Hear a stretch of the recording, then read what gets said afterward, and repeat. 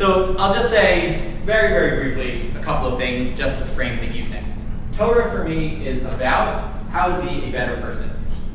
Torah for me is about how do I become wiser?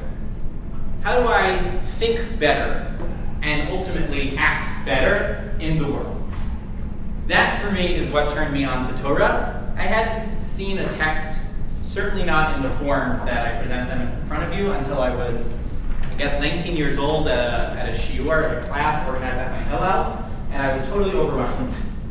Someone put a sheet like this in front of me, 19-year-old kid, never seen Torah before, and through a process of engagement and learning and questioning, lots and lots of questioning, ultimately I came to a place of love, a place where my heart would be moved by Torah, and where ultimately I wanted to help other people's hearts be moved by Torah. So that's why I'm here. And Pardes was really a place where I fully experienced that, where I fully learned what that looked like, and came to appreciate that if Torah really is about wisdom, then it needs to be learned with everyone. It needs to be learned Kulam, with all other people, ultimately with all other people, for now with all other Jews, and for tonight with all of you in this room. So, how are we going to learn this Torah? We're going to learn this Torah b'chavruta, and the bulk of the evening, the next hour, is going to be spent learning it partnered. So there's a couple of things I want to say about chavruta. The first thing I want to say about chavruta is that it feels weird at first. You're facing one other person with a sheet in front of you, and what do? So what you do is you read the texts that are in front of you, and then you talk about them.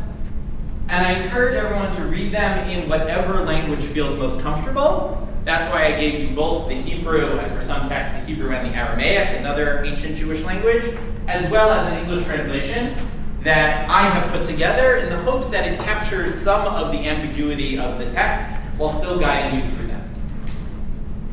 The other thing that you should do, if you can, is try to learn with someone you don't already know. Because what's the power of learning? The power of learning was what Rabbi Simon said before, Barzel b'Barzel yachad, iron sharpening iron. And that same sugya, that same conversation in the Babylonian Talmud, has another line that's a little, if I may, sharper than that, which says, to anyone who learns by themselves becomes stupider. That you don't learn actually anything by yourself, because when you're learning by yourself, you're only listening to yourself. You're not listening to the insights of other people, and you're not getting a viewpoint that's outside your own. You're not getting life experiences that are not your own. So that's why I really want to encourage folks, if you feel comfortable doing so, to actually find someone who you don't know, who you didn't come here tonight with. Maybe that even means moving to a different table. I know, shocking. But in any case, find one other person. I feel like these tables a little bit encourage kind of like a group reading and study mentality. Push back from the tables, okay? Find that one person who you are going to converse with for the next hour, whether you know them or not.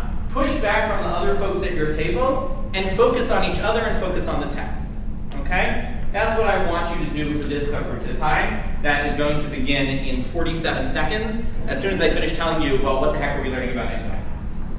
So what the heck are we learning about anyway? Life is complex.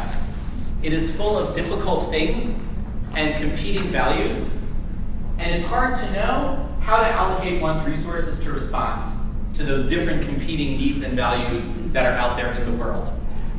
So what I've decided to do for this series is take you into the heart of Jewish wisdom that addresses some of the hardest, most painful situations that can arise.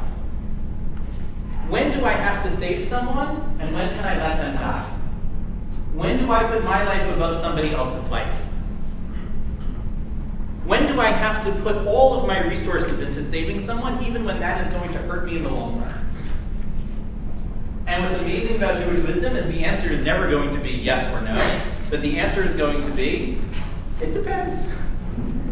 And that's what the strength of this conversation is going to be, figuring out what are all those dependencies, and then taking that wisdom from these texts that grapple with all of those different hard issues, and then figuring out how can we then apply them to our lives and to our world. But to get there, that's the payoff, we have to learn. So let's learn. You have in front of you source sheets addressing addressing the question of what is my responsibility to the other? How far does it extend? Take your sheets, find your ideally one person, the one person you're going to spend the next hour learning with, start doing it. And make sure to read out loud. Everyone has to be noisy.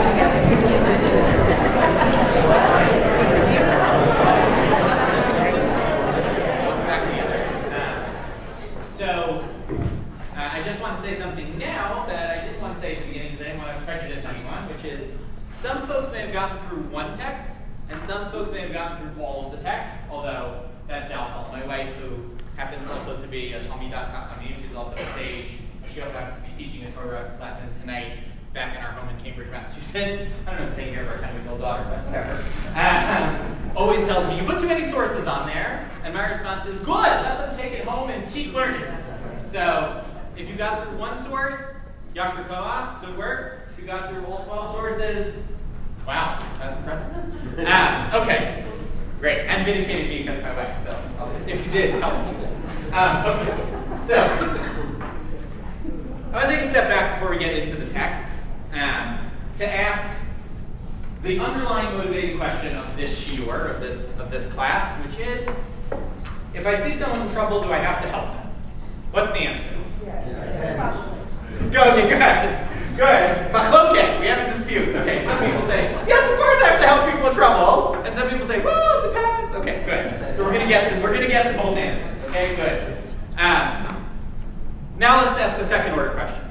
Presuming that there is some obligation to help someone in trouble, what are the next, right, if I'm making a flow chart, right, what are the next level questions that I need to answer? Or ask to and have answered? How far do you have to go? Good. How far? What do you mean by how far? What do you have to sacrifice on behalf of the other party? Okay, good. Right? How far? Right? What do I have to spend? Right? What do I have to do? Right? Good. Right? How far? Meaning, right? What resources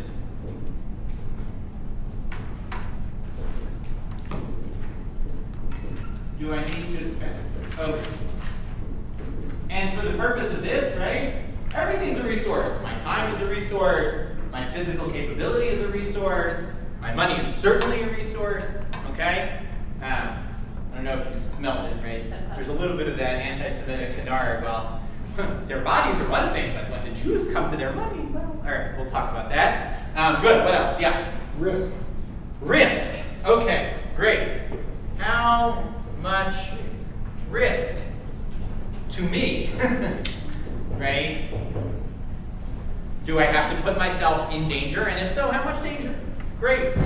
What kind of trouble are we talking about? Okay, good, right?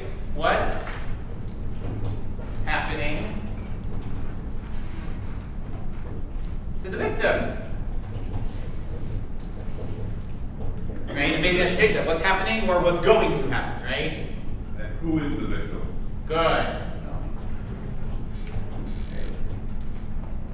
Good. And right, who is the victim?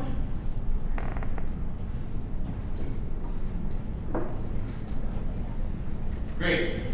Other points, questions, ideas? Yeah. How certain are the outcomes? Is he definitely a risk? Is the risk only probable? Good. Okay, good, right? Put that in the victim category, right? Yeah. It may be 100%, right? But if the only problem is the guy's going to go to jail, well, then maybe I don't have to spend $1 million to like get on an airplane, whatever. Good. Okay. Excellent. Yeah.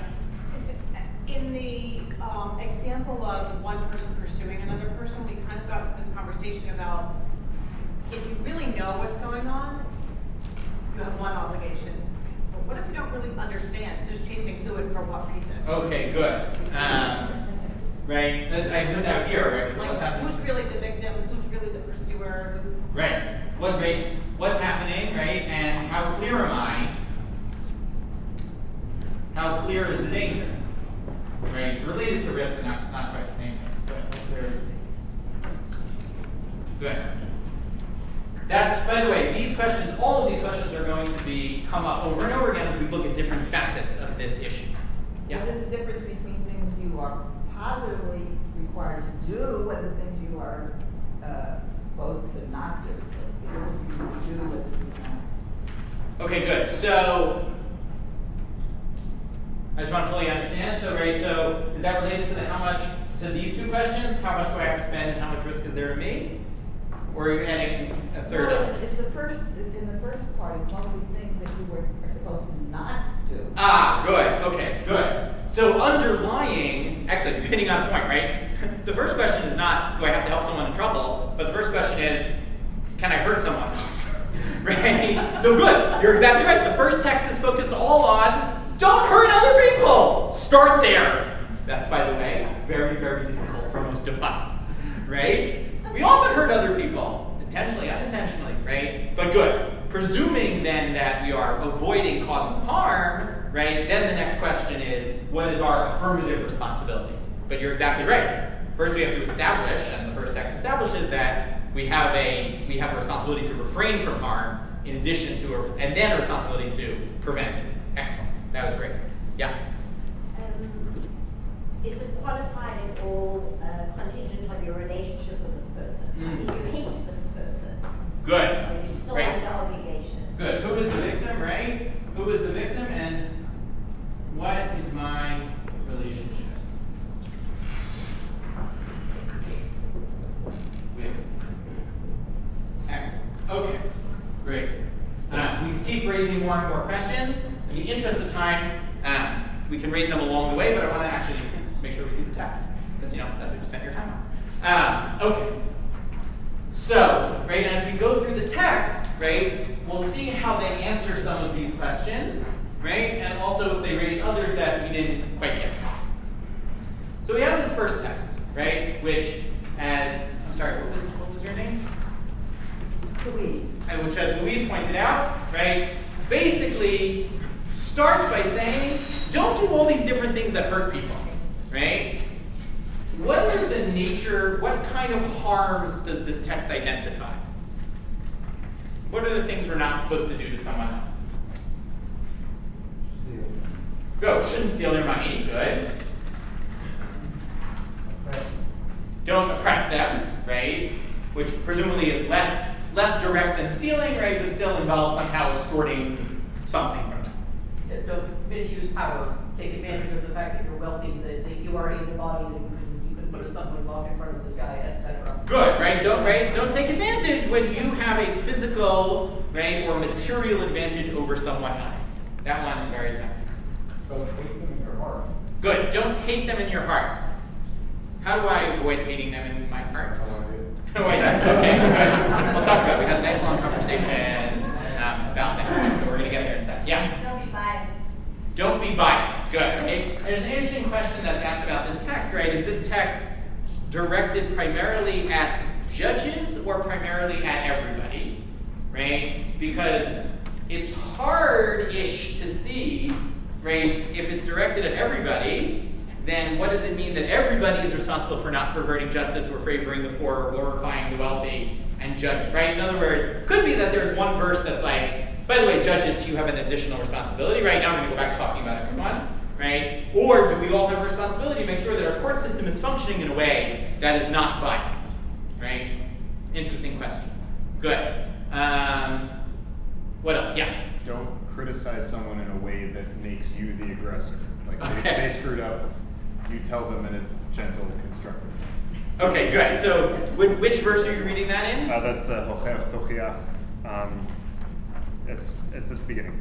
Good, verse 17, right? That Right. first source there on page 1, right? Verse 17, right? Rebuke your people. It's interesting you read some of that gentleness into it, right? Certainly how the rabbinic tradition ultimately ends up taking it, right? Here, I'm not sure, right? Although maybe it ties in, the reason I asked you, right? Maybe it ties into the revenge and grudge bearing, right? Which is, somebody does something bad, intervene, confront them, rebuke them, right? But not, right? But that's supposed to stop you then from continuing to harbor ill will towards them, right? Good. Okay. Right. So those are all the negative responsibilities, right? The do nots, the things I'm not supposed to do, right? And possibly there's a sense in which this text, therefore, is designed, right, to imply, well, don't do those things, and when you can, intervene to prevent them. So where in this text does intervention come in? Where does this text require me to intervene? Do not stand on the brother's name. Good, right? And if you look at the position actually in these verses of that line, it's almost a fulcrum, right? It's almost positioned right in the center, right? As if to say, here are all the things you must not do, and at the core of that is don't stand idly by, which is weird, because unlike don't put a stumbling block, right? Don't, right? Refrain from doing actions. Here actually it's saying refrain from refraining, right? It creates a double negative, right? In other words, it creates a positive obligation to intervene and frames it as don't do nothing, right? It is forbidden to do nothing, okay? And we're going to see, right? It's not totally clear in the Torah itself that there's a stark distinction between do's and do nots, right? They all just seem to be, you do that, right? Some things you don't do, some things you do, right? But in rabbinic tradition, the do nots get a lot more attention and severity than the do's, right? And we'll see how that plays out next week, and that's the difference between framing this as you must intervene versus you must not intervene, okay? So just keep that in the back of your mind. If it wasn't clear, come back in 2 weeks. Okay, great. So this first text sets out the things that you must avoid doing, and maybe the things you should be looking out for to prevent from happening to your fellow, okay? And that gets spelled out in a positive obligation, a specific positive obligation here in the second text, the text from Deuteronomy. So go to the second text for a second. So what does this second text tell me that I must do? What do I have to do, according to the second text from Deuteronomy? Protect personal property. Sorry, one person? Just raise your hand. Personal property. Personal property. Okay, good. And what am I supposed to do? What's my affirmative obligation here? Return it. Okay, right? I see my fellow's property lost on the road, and actually here, there's both an affirmative and a negative, right? I am forbidden from pretending not to have seen it, right? Don't pretend that you didn't see it. Rather, pick it up and hold on to it. But here's where things get interesting, right? I have an affirmative obligation to return someone's lost property if I see it. But, look at verse 2. Right? So verse 2 there says, if, however, your brother is not nearby, or you don't know its owner, then gather it into your house and hold on to it until your brother comes looking for it, and then return it. What's that verse doing? What is that law doing? Well, if you were to take the time needed to chase after the owner, to find them, to travel to them, then you're endangering your own property. It's a cascading effect. Then your own animals or property are in danger because you're not there to guard them. Okay, good. So one possibility is that this is actually balancing the value of my responsibility to the other against my responsibility to myself, and saying, you indeed have a responsibility to the other. You have to guard their animal. By the way, guarding an animal involves what? Feeding it, right? You have to spend your own money, and the rabbi spelled this out explicitly, you have to spend some of your own money to protect your neighbor's property. At the same time, you don't need to possibly endanger your own property in the pursuit of the mitzvah, the obligation to return lost property, right? In other words, this text is establishing a balance between two competing needs. Yes? What if you run into kids fighting? Good. Does the Torah think that? No.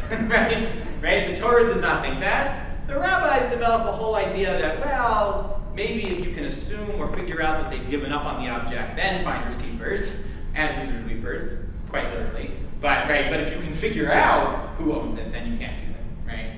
Good. Yeah. Can you use it in the D1? Oh, fantastic. Everyone here should go to yeshiva. I know a good one.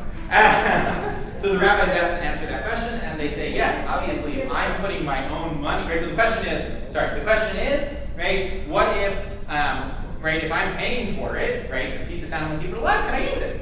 Right? Can I use its milk? Right? If I can, right? And the answer is yes, of course.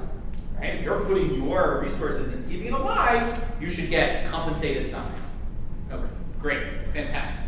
So this text, right, the importance of this text is to say, indeed you have affirmative obligations towards your fellow, but they are not obligations that require you to endanger your property, or if we take it slightly less than what Amy said, right, not endanger your property, but even, right, you just don't have to put yourself that much out for it, right? You don't have to waste that much time.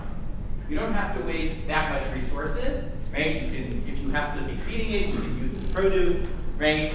They're creating a balance whereby you will intervene, because guess what? You tell someone, you see a lost object on the road, you can't hide from it, you have to take it, and then you have to do everything in your power to find the person, and you have to keep the animal alive, and you can't use its milk. Well, in the real world that we all live in, you know how many people are going to undertake that obligation? Probably no one with any economic say-so whatsoever. Right? No one with any economic sense would do it. And therefore this text is trying to say your obligation to intervene, at least in monetary matters, is limited by a certain amount of realism about what people can handle. Okay? Good. So what's interesting then is that this text, as well as the text from Leviticus, become the basis for talking about not just saving other people's money, but actually saving their lives. So let's flip the page. Oh, actually, sorry. Before we flip the page, because when you flip the page, you never flip back, right? So source number 3 here from Exodus, right, actually says, and by the way, that whole thing about returning lost objects, you thought it was just about your brother? Ha! It's about your enemy! Right?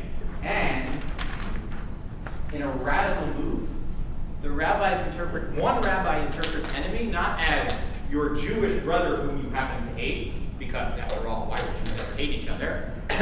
Tongue in cheek, right? But rather it means who's an enemy?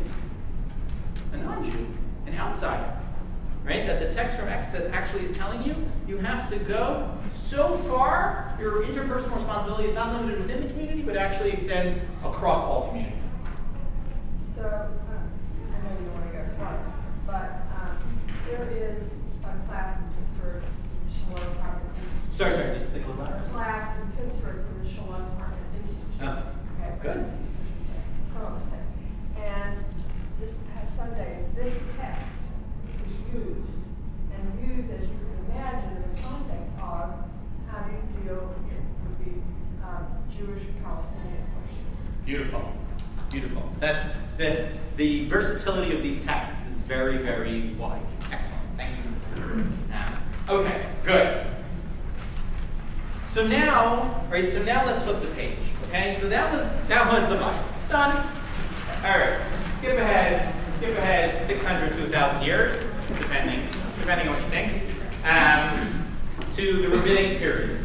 Okay, and so the rabbis are going to then think through what are the full implications of that biblical material. So I want to actually read this text together, and I want to ask somebody to read it in English. So I'm on page 2, text number 4, the first text on the page. Can I get a volunteer to read it loud and clear in English? Yes. If you have testimony to offer on someone's behalf, what is the source that you are not allowed to be silent? Scripture says, do not stand on the blood of your neighbor. If you see someone drowning in a river, or bandits approaching someone, or a dangerous wild animal approaching someone, what's the source that you are obligated to save them? Scripture says, do not stand on the blood of your neighbor. What's the source that if someone is chasing someone else to kill him, you are obligated to save the potential victim, even at the cost of the pursuer's life? Scripture says, do not stand on the blood of your neighbor. Okay, great. So that last little bit there about actually killing someone to save someone else, come back in 2 months, and we'll talk about that more in depth. But here, let's focus on the saving aspect, okay? According to this text, what do I have to do to save someone? What's the extent of my affirmative obligation? You have to risk you are willing to risk your own life to save someone.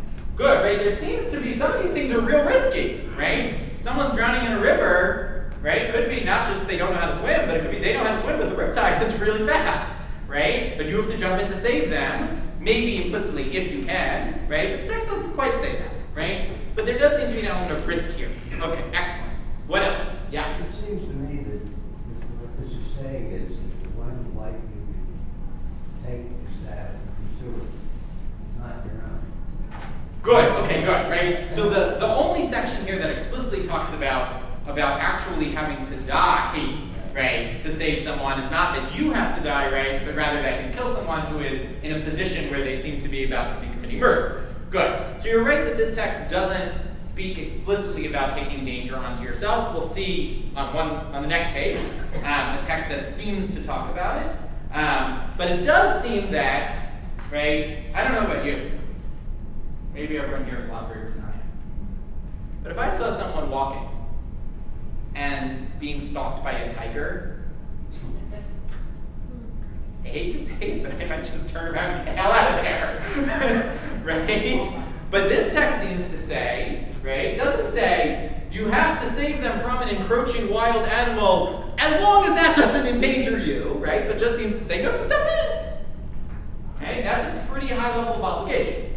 One question that came up in our study was, in fact, how do you weigh the probability of success? You know, if I don't swim very well either, do I jump into the river anyway, even though I'm probably not going to succeed? Or, and I just noticed on reading it here that it says to save him, not to try to save him. So Okay. how does this text weigh, is this, I'm taking on a risk for a certainty, or a near certainty, or for any risk, and for any possibility? Fantastic. Okay, great. So there's a legal principle in the Talmud called, I'll say it in Hebrew and then I'll translate it, Shema uvari vari adif. What does that mean? If I know that something's going to happen, and I have to choose between that and something that may or may not happen and I'm not sure, I have to go by the certainty, right? So if I have a certainty and a doubt in front of me, I go by the certainty, right? And that can cut both ways here, right? In other words, if it's doubtful that I'll be successful, right, and certain that that guy is going to die, maybe I do have to jump in, right? Because there it's certain death for him, but only doubtful death for me, right? Or, right, you could say, well, if the risk to myself is higher than a certain threshold, right, then I don't have to intervene. So come back in a month and we'll do sources about how much risk do I need to incur. It's clear you do have to incur some, but how much is an open debate. Excellent. Okay, good. Right. Also comes up, by the way, we're going to talk about this, right? Organ donation. Right? There you have some risk, right? But certain death for the other guy. So what do I do? We're talking about it. Great. So you're probably going to talk about this as well, but we were talking in our group about people who saved people during the Holocaust, and they greatly risked their lives and their families to save someone else. Yeah. Yeah. And so we're saying, when we do that, good, right? That goes back, right? That goes back on some level of threshold, right? And then the question becomes, right? There's always different things you're thinking about in law. On the one hand, you want to think about what is my moral and ethical responsibility. On the other hand, you want to think about what's a reasonable standard I can impose on everyone, right? And then you want to ask, am I allowed to go above and beyond that standard, right? If it maybe there's another value at stake, right? Protecting your own life is a Jewish value also, right? Those are hard questions, right? Very, very hard questions. So we're just laying the groundwork for the really hard questions. There's another question of, is it worth, can you risk someone else's life to save maybe 2 lives? Beautiful, beautiful. That is also going to come. I promise. That will also come. Excellent, excellent, delicious. Yes? So it doesn't actually say you have to sort of jump in front of the wild tiger. Good. It says you have to do something. Good. Create a distraction, do something, but it doesn't. We were actually noticing that in nowhere in here does it say you have to jump in front of the bus. Excellent. Yeah. It just says don't not do anything.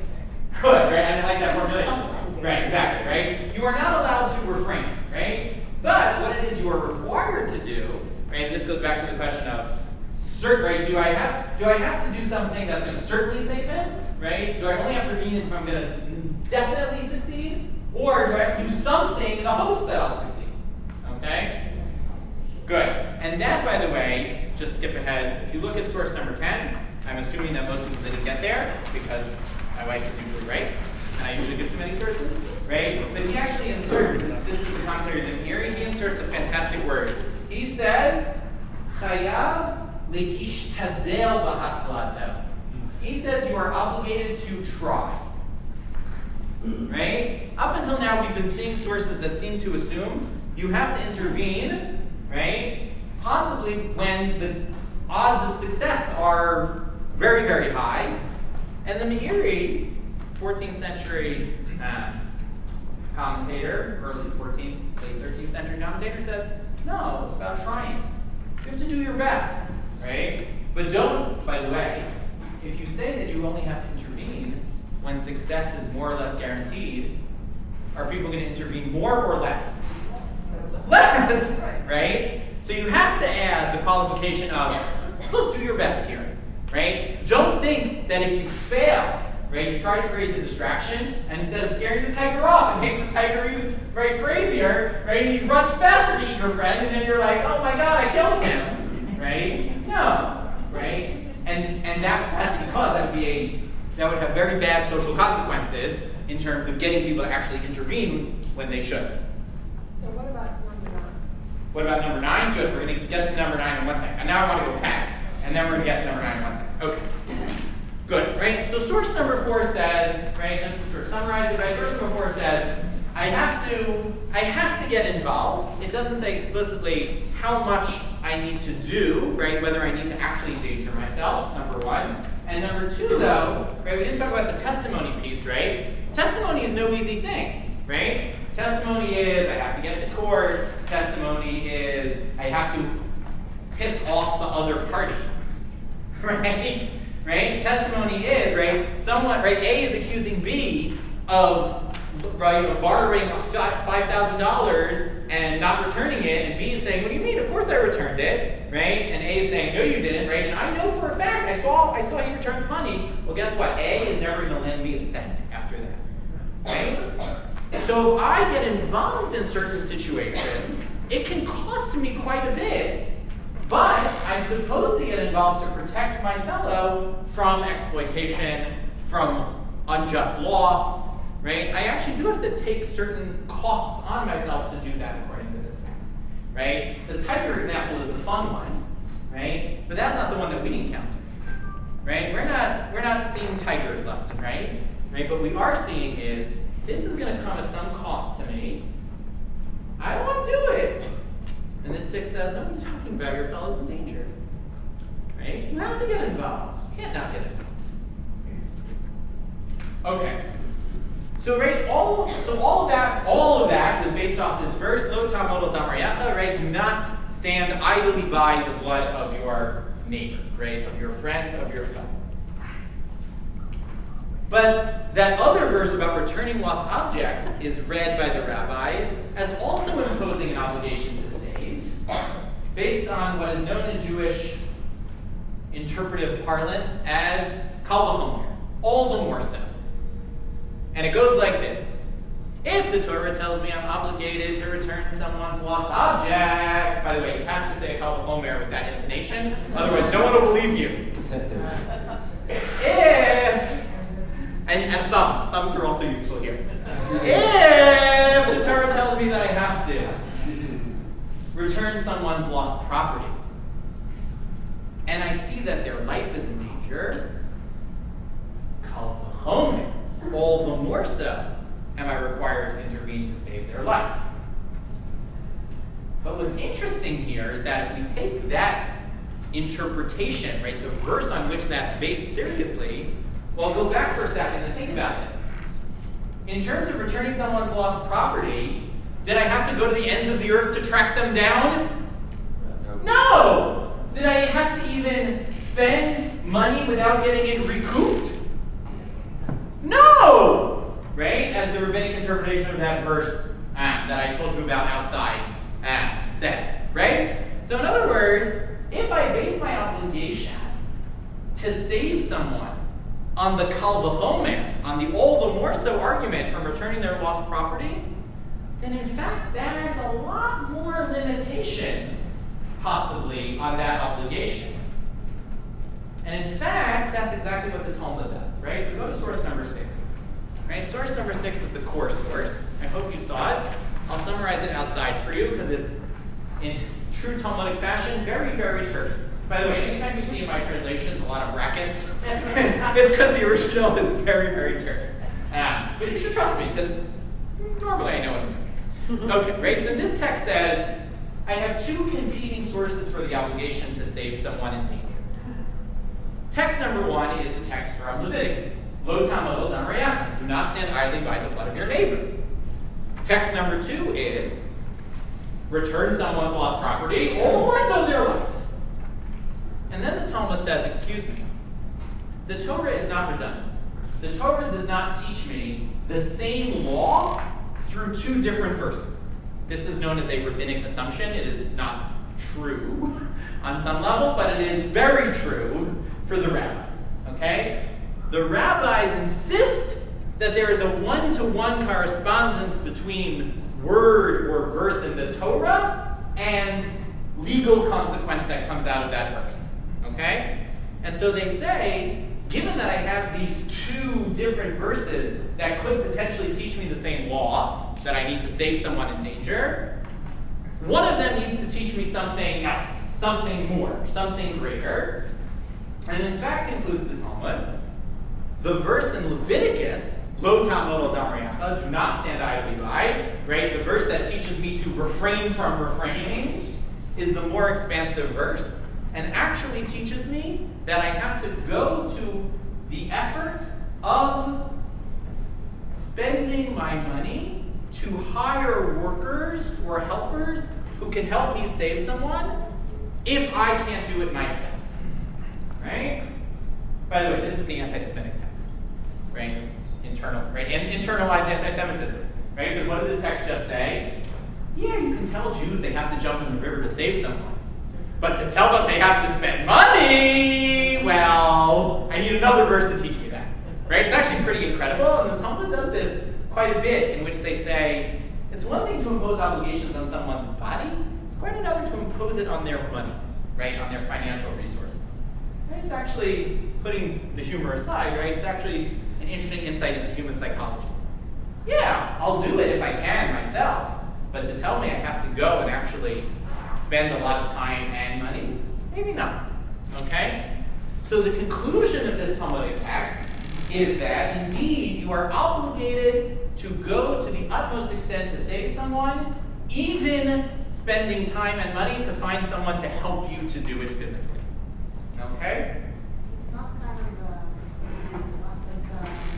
you're spending money and giving it to another person, then you don't need to Then you, yeah, meaning, in other words, because this text, right, Rashi points this out. I didn't bring the Rashi here, but Rashi points it out when he says, how do I get that out of the verse, right? Refrain from refraining. How does that teach me I have to spend my money? Teach me I have to spend my money because the focus of the verse is Lo ta'amod al dam re'acha. In other words, it's not about you, it's about them. You have to do everything possible to stop the blood of your fellow from being spilled, right? So if that means you do it yourself, great. If that means you hire someone, great, right? But the point is, I don't care ultimately about you. I don't care about how good you feel about yourself. I don't care about the person saving. I care about the person in danger, right? So by changing the focus of this whole question from, am I obligated to save someone, to, am I obligated to save someone, right? We change the whole focus of the conversation to, okay, what is going to get this person saved, right? Okay, good. I was just thinking about we don't encounter wild tigers a whole lot, but we do encounter maybe, the $5,000 issue. So it might not be about spending your money, but it might be about no one will do business with me if I stand up for that guy, or no one's gonna, So it might not be about literally paying the tow truck driver to help the guy out, but that no one will work with you anymore. Right. If you stand up for this victim. Right, we could translate it as you have to spend capital. Could be political capital, could be personal capital, could be financial capital, right? But you actually have to put yourself at some degree of loss to save someone, right? That's a more comfortable way to think about it. Paying money. Yeah, right. Someone has to tell you to pay money to save someone's life. Feels a little icky. It feels really icky. Yeah. But if you think about it in a broader way, it somehow make more sense. No, I agree with you. But I don't actually want to go too far from the ickiness, because there are people out there, right, who would say, if I can do it, I'll do it. But I'm not gonna spend, right? What does this Cost myself. cost me, right? So let's not pretend that those icky people don't exist, because they do. And by the way, I'm also icky, right?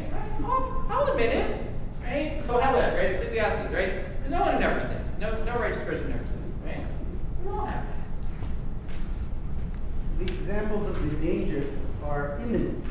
How can I go about hiring someone when I see the tiger coming? Good. Right, especially the pre-cell footage. Right? I don't have my satellite phone to be like, I need a professional tiger catcher. Right. So I think the Talmud here, right? I think the Talmud here has in mind, right, the idea that we're not just talking about immediately imminent circumstances, right? But we're talking about circumstances, maybe the judicial circumstance, right? Where there's, sort of time to think about what's going on, right? Or, right, could very well be like, we've all seen the movie, right? Lassie sees someone drowning and runs to get someone, right? So if you need to be Lassie and go run and get someone, right? Now, it's also an interesting thing. Why is that person demanding payment? Don't they now have an obligation? This is actually a very deep question, right? And why is it a very deep question? It's a very deep question because of the second part of my title, in a global age. Right? Because what happened we talked about, and actually I couldn't find any sources that directly addressed. This text says, who do I have to save? Ro'eh et chaveiro, someone who sees their fellow. Well, what's seeing? What do you mean to see? Does seeing mean seeing? Does seeing mean become aware of? Right? Does seeing mean I know somewhere that's, right? Because guess what? In our globalized age, we see everything. Right? And then the question becomes, wait a minute, so this text just told me that anytime I see, perhaps meaning become aware of, anyone in mortal danger, I need to pay to save their life.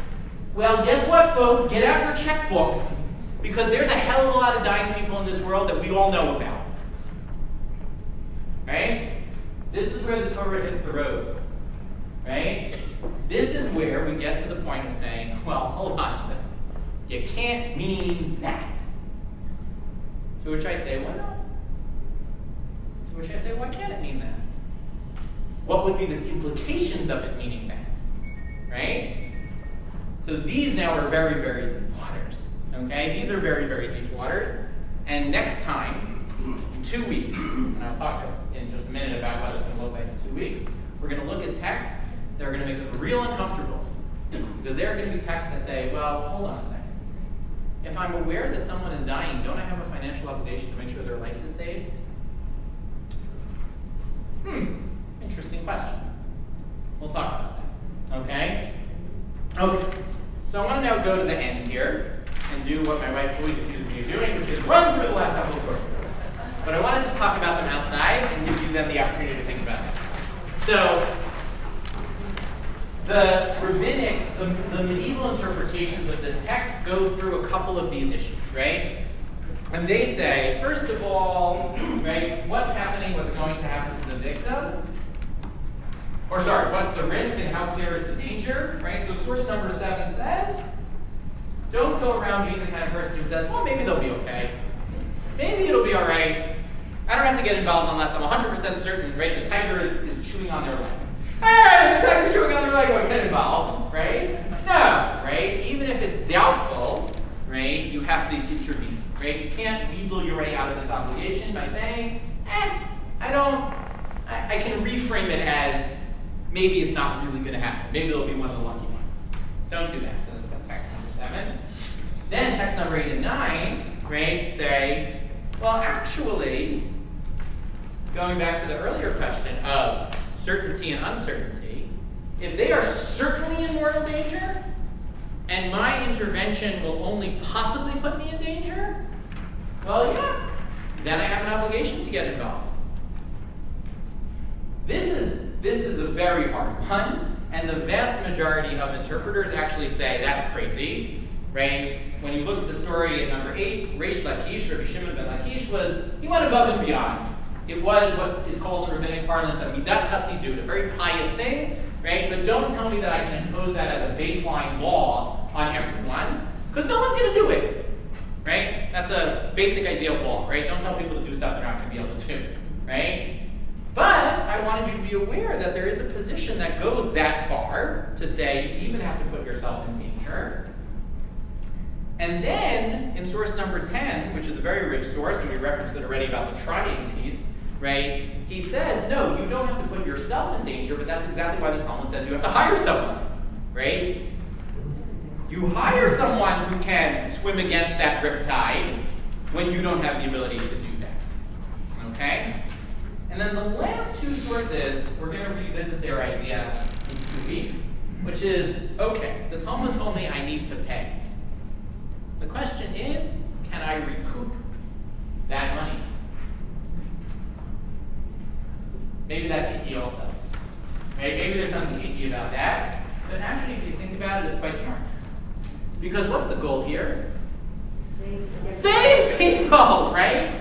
So what's going to work better? If I tell someone, you have to go to the utmost personal and financial extent to save someone, people will say, that's nice, but, what can I do? But if you tell them, and then you can request repayment from that person, and even what these texts mean is take them to court to get the money back, right? That's a way of assuring people that their intervention will not go unappreciated and, to say it less politely, uncompensated, right?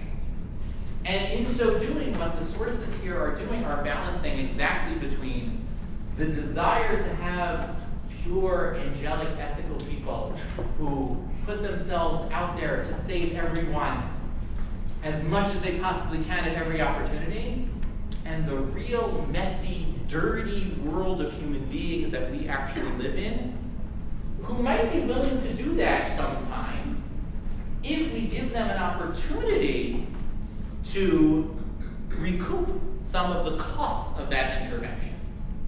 And it sounds gross, but actually maybe the more moral and ethical thing to do ultimately. By analogy, we have Good Samaritan laws, so someone is encouraged to help and not be sued or run the risk of regretting that they tried to help. Good, right, exactly, right? The poor doctor on an airplane, right, who tries to save someone and fails to, right? You're going to throw them in jail for murder? That's crazy, right? Then people really won't save anyone, right? So that's exactly what I want to propose these sources are doing, right? We're balancing between those two tensions of wanting to maximize the help, right? Would like it to be done out of the goodness of people's hearts and wallets, and recognizing that there needs to be a compensatory edge. I'll take 2 more comments and then. It feels like there's a reverse piece of it too, which is that the person who's saved should want to pay back, but might not. So even though, it's just exactly the reverse of what you were talking about. Like, that person who got saved at the expense of some other should want to make whole the person who saved them. Good. But might not, and so it's okay to ask. Great. Yeah, I think that's great. Right. And thank you for reducing some of the cynicism here. Right. No, I think you're exactly right. Right. The icky, tricky question here is what happens when they want to repent. We were wondering if the verse that says "love your neighbor as yourself" is also a way of putting a limit on what it is that you have to do for your neighbor. Because it doesn't say love them more than yourself. It says as much as or as. That's interesting. So there's a lot of interpretation of what that means, right? Right. But I actually prefer to see it. So one way is to sort of ask the question on the level of like, well, what would you really do for yourself? How much would you put yourself out for yourself, right? But there's actually a fascinating text that talks about love of God and says there are two types of people in the world: people who love themselves and people who love their money. And the reason that the second verse of the Shema says, love God with all of your soul and all of your me'od. And me'od probably means something like your stuff. Why does it have to say love God with all of your soul/body, right? That means I need to die rather than, right, unlove God.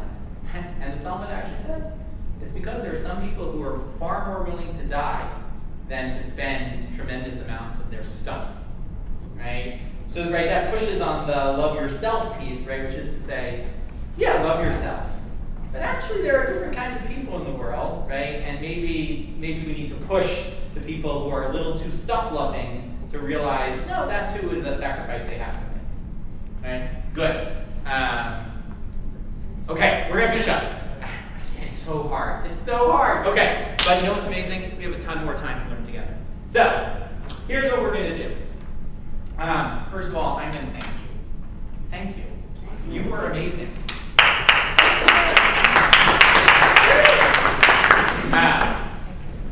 Okay, so on the sheets that you have, you will see that there are what are called online sessions or Beit Midrash, open Beit Midrash sessions. Not on the sheets, by the way, on the flyers. And there are 5 more in-person sessions. Okay, in-person session means I'll be here. I get to come to Pittsburgh 5 more times. It's amazing. What are the open Beit Midrash sessions? The open Beit Midrash sessions are follow-ups to this with material that builds on our conversation, for which I will not be physically present, but I will be virtually present. Okay, so you'll get to see me waving around from the comfort of my home office, and maybe you can hear my little baby scream once or twice. Okay? In 2 weeks from tonight, I encourage everyone to regather here. There will be source sheets, much like these, that follow up on some of these ideas. I will give a little introductory thing projected on the whiteboard, and then you'll learn. And you're going to have a lot more time to learn, actually. And then, instead of having a longer closing conversational piece that's interactive, because we are not yet there with our virtual technology, we haven't perfected the holograms yet. I'll talk to my buddies at MIT about it. I'll do a sort of more frontal closing session, also projected on this board.